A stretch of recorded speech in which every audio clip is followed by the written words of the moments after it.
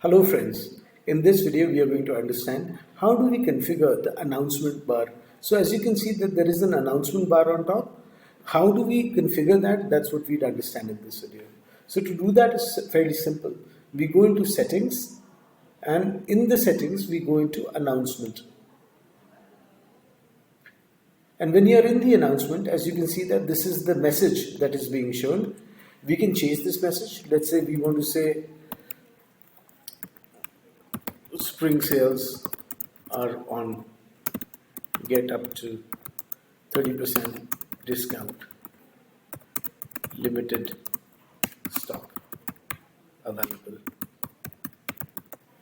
If this is the message that you want to show, and if I refresh this,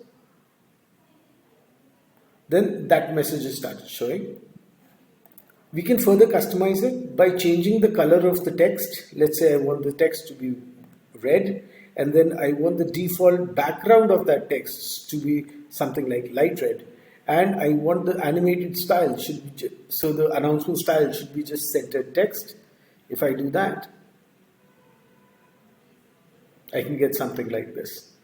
And then further what we can do is, let's say we want that somebody should be able to click on this and it goes to a specific page. We can put that URL out here as well. And then one more thing, if you want two different announcement bars, you can have two different announcement bars by having another announcement bar here saying, let's say, welcome to Vogele Shoes. And let's say announcement style, second one is animated, and the color itself is white, and the background color is this.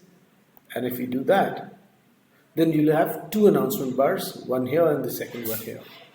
So that's how you configure announcement bars. Thank you.